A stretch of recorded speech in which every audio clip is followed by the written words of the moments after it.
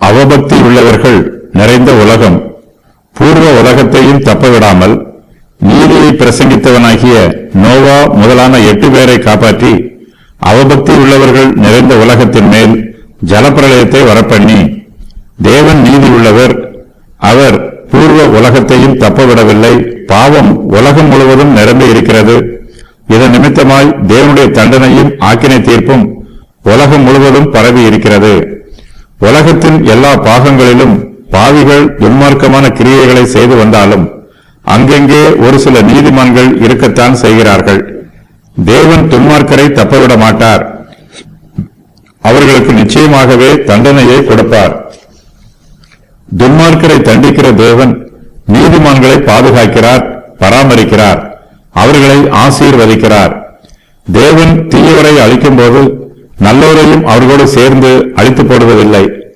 தம்முடைய உக்கிர கோபத்திலும் தேவன் தம்முடைய கிருபையையும் இரக்கத்தையும் நினைவு கூறுகிறார். பழைய ஏற்பாட்டு காலத்தில் நோவா நீதியை பிரசங்கித்தார். அவர் பரிசுத்தமுள்ளவராக ஜீவித்தார். ஆனால் அவருடைய காலத்தில் இருந்த ஜனங்களோ அவபக்தி உள்ளவர்களாய் இருந்தார்கள். அக்காலத்து உலகமே அவபக்தி உள்ளவர்கள் நிறைந்த உலகமாய் இருந்தது.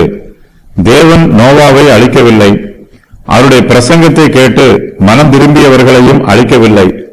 நோவா முதலான 8 பேரை மாத்திரம் தேவன் காப்பாற்றினார். தேவன் அவபக்தி உள்ளவர்கள் நிறைந்த உலகத்தின் மேல் ஜலப்பிரளயத்தை வரப்பண்ணினார். துன்மார்க்கருக்கு ஜலப்பிரளயத்தில் இருந்து பாதுகாப்பு கிடைக்கவில்லை. அவர்கள் ஜலப்பிரளயத்தினால் சங்காரமானார்கள். நீதியை பிரசங்கித்தவராகிய நோவா முதலான 8 பேரையோ தேவன் தம்முடைய கிருபையினால் அழிவில் இருந்து விலக்கி அவர்களை பாதுகாத்துக் கொண்டார்.